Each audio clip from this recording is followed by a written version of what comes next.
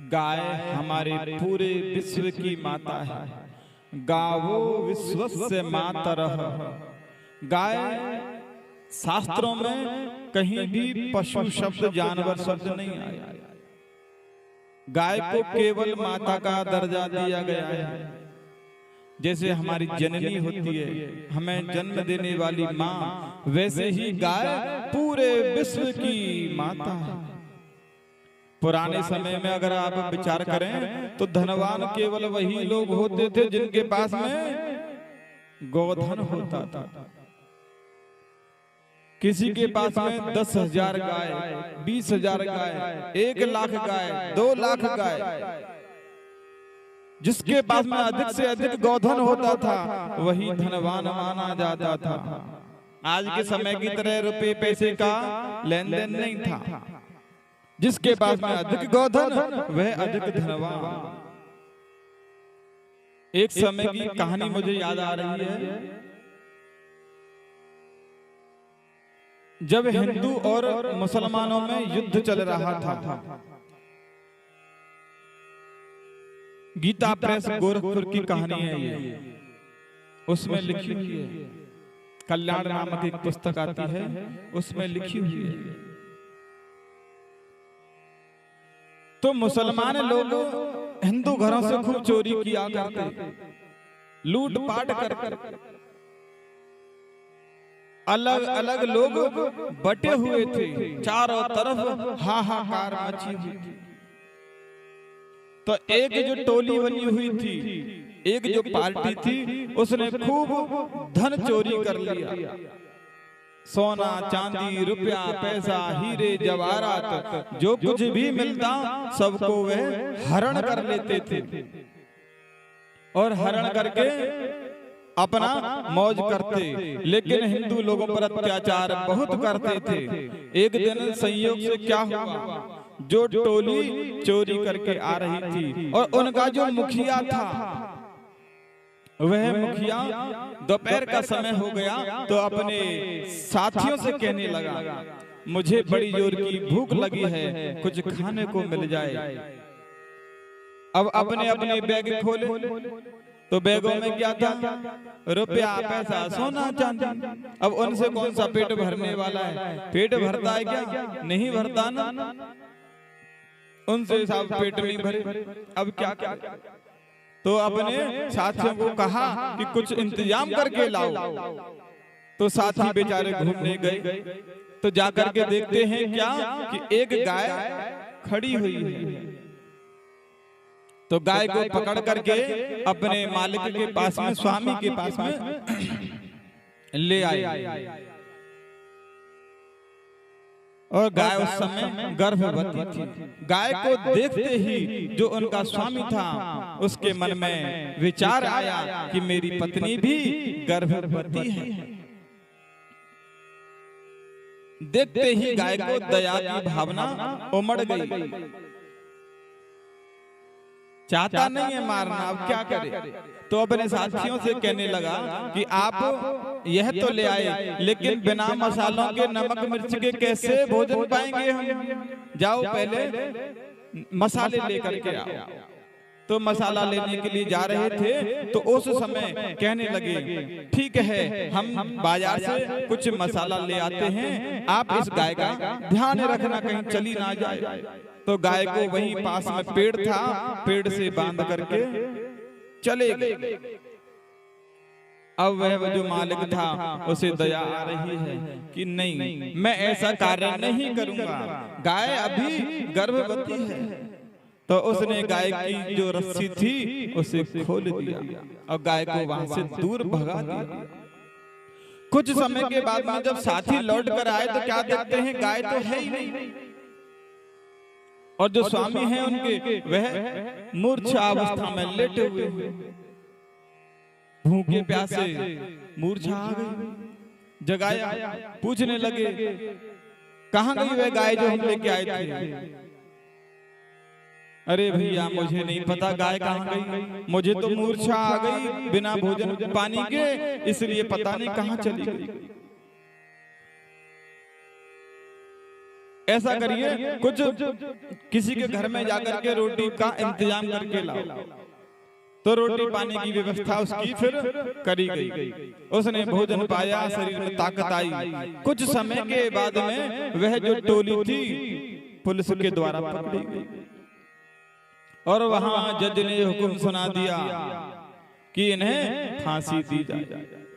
अब फांसी का भी फरमान जारी हो गया। दिन भी तय हो गया। जिस दिन फांसी लगनी थी उस दिन उसे फांसी पर लटकाया जाने लगा। जब फांसी पर लटका रहे थे और जो जल्लाद था वह जैसे ही खींच करके नीचे डालने ही वाला था, इतने में क्या होता है, जो स्वामी था उनका उसके पांव के नीचे दो कील चुभने लगे। वह कुएं में गिरा नहीं। जल्लाद ने सोचा पता नहीं क्या कारण है, कोई मशीन में गड़बड़ हो गई है। फिर दोबारा से उसे ऐसा ही करने लगा। जैसे ही उसने वह खींचा तो फिर पांव में कील चुभने लगी है, लेकिन वह अंदर नहीं जाता है। तीसरी बार फिर प्रयत्न किया उसने और तीसरी बार भी विफल हो गया। और यह नियम है, यदि 3 बार कोई बच जाता है तो उसे फिर फांसी नहीं लगती। उसको वहां से बाहर विदा कर दिया, जेल से बाहर निकाल दिया, कारागृह से बाहर कर दिया। जब वह बाहर निकला है तो क्या देखता है, वही गाय माता अपने छोटे से नन्हे से बछड़े के साथ में खेल रही है। और बाहर निकलते ही उसने गाय के चरणों में दंडवत प्रणाम किया कि गाय माता, आज अगर आप नहीं होते तो मुझे कौन बचाता। यह वही प्रताप, जब भूख लग रही थी उसने गाय को छोड़ दिया था। आज वही पैरों में जो कील बनकर चुभ रही थी वह गाय की सींग थी। प्रेम से बोलो राधे राधे। तो गाय की जो महिमा है बड़ी ही निराली है। कोरोना काल में केवल गाय का मूत्र ही काम आया। आप देखो आया कि नहीं आया। इम्यूनिटी पावर बढ़ाता है। शुरू से आज तक सनातन धर्म जब से है तब से गाय माता के मूत्र का पान किया जाता है। गाय माता का मूत्र एनर्जी प्रदान करता है, प्रतिरोधक क्षमता बढ़ाता है, रोगों को दूर करता है और तन की शुद्धि करता है। तन की शुद्धि गौमूत्र से अच्छी होती है। बाहर से तो हम स्नान ध्यान कर लेते हैं, लेकिन अंतःकरण की जो शुद्धि है, शरीर की मशीन की जो शुद्धि है वह गौमूत्र से होती है। विचार कीजिए आप, संसार के जितने भी प्राणी हैं उनमें सब में केवल गाय का मूत्र ही काम में लिया जाता है। प्रेम से बोलो राधे राधे। तन पवित्र सेवा किए धन पवित्र कर दान, मन पवित्र हरि भजन सो होत त्रिविध कल्याण। तन पवित्र कैसे होता है? जब हम सेवा करते हैं। सेवा किसकी? बुजुर्गों की सेवा करते हैं, अपने से बड़ों की सेवा करते हैं, तब जाकर के यह तन की शुद्धि होती है। और धन पवित्र कब होता है? जब दान कर देते हैं, क्योंकि बिना दान किए धन शुद्ध नहीं हो सकता। आप कितना भी रुपया पैसा कमा लो, लेकिन आपने यदि दान नहीं किया तो वह जाने का कोई ना कोई गलत मार्ग अवश्य ढूंढ लेगा। चाहे वह वकीलों के माध्यम से निकले, चाहे हॉस्पिटल के माध्यम से निकले, क्योंकि धन अगर आया है तो रुकेगा नहीं। स्थिरता नहीं है, क्योंकि लक्ष्मी जी का नाम है चंचलता। वह एक स्थान से दूसरे स्थान पर जाना ही चाहता है, इसलिए धन को दान करना चाहिए। दान करोगे तो कल्याण होगा आपका, सद्बुद्धि आएगी। जितना अधिक धन होगा वह माया में लिप्त करेगा आपको, मन को बिगाड़ेगा, बुद्धि को बिगाड़ेगा, विकार उत्पन्न करेगा। शरीर की जो इंद्रियां हैं वह सभी वश में नहीं रहते। वश में करने का केवल एक ही तरीका है, हर इंद्रिय का मन भगवान की ओर मोड़ दो। कभी आपका अच्छा भोजन करने का मन करे, लेके आओ, मना नहीं है, लेकिन भगवान का भोग लगा के पाओ। और भगवान का भोग वही वस्तु का लगाओगे आप जो भगवान को प्रिय है, जो भगवान को अच्छी लगती है। शाकाहारी, वैसे तो आज के समय में सभी को शाकाहारी ही जीवन व्यतीत करना चाहिए, क्योंकि शाकाहार करने वाले की कभी बीमारी नहीं होती। जब भगवान ने हमारे भोजन के लिए शाकाहार बनाया है तो हम मांस का सेवन क्यों करें? संसार में जितने भी प्राणी हैं, जितने भी जीव हैं, जितने भी जंतु हैं, जितने भी पक्षी हैं, सभी अपने धर्म को निभा रहे हैं। आज भी अपने धर्म पर बने हुए हैं। शेर आज भी मांस ही खाता है, घास नहीं खाता। और कुत्ता आज भी रोटी खाता है, गाय आज भी हरी घास खाती है। लेकिन मानव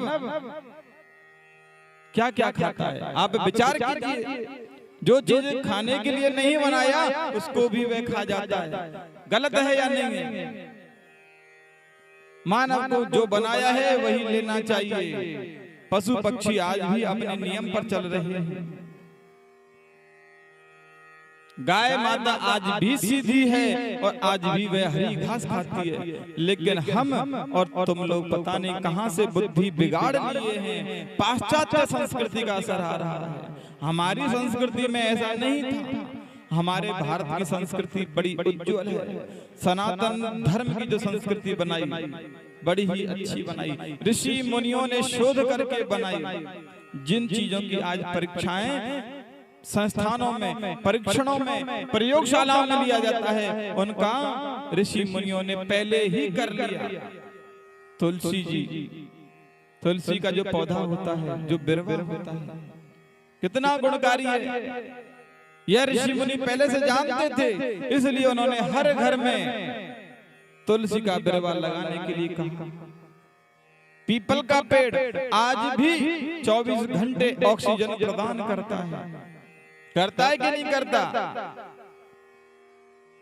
यह जो शोध है ऋषि मुनियों ने पहले ही कर लिए थे। और हम आप आजकल वैज्ञानिक बनने के बाद में प्रयोगशालाओं में चेक करते हैं कि इनके जो ऋषि मुनि हैं क्या वाकई में अच्छी बात बताते हैं।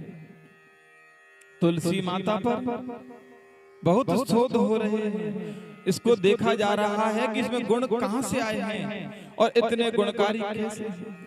दवाइयां बनती हैं आज तुलसी माता के पत्तों की। तुलसी जी प्रत्येक घर में होनी ही चाहिए। उनको प्रतिदिन जल से सींचना चाहिए।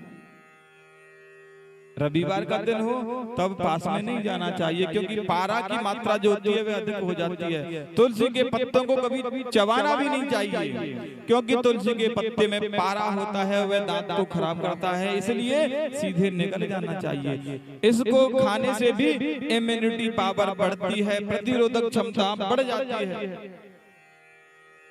कोरोना के समय में गौमूत्र और तुलसी का काढ़ा कितना काम आया। आप विचार कीजिए, इतना बड़ा भारत देश जिसमें केवल हमने इतने बड़े भारी रोग से जो महामारी थी उससे केवल गौमूत्र पान करने से, तुलसी का काढ़ा पान करने से रोग पर विजय पा लिया। विचार कीजिए आप, गाय हमारी माता है और माता की ऐसी दुर्दशा दूसरे देश में होती तो चल जाती, लेकिन अपने ही देश में, अपने ही घर में और अपनी ही माँ आज दुख भोग रही है। खाने के लिए कुछ नहीं मिलता। गौशालाएं खोली जा रही हैं, लेकिन वहां पर भी लोगों का दान नहीं जा रहा। क्या सोचते हैं लोग कि जो वहां पर सेवा कर्मचारी लगे हुए हैं वह सब खा पी जाएंगे। अरे तुम्हें उनसे विचार करने की कहां जरूरत है? तुम्हें यदि दान करना है तो दान कीजिए।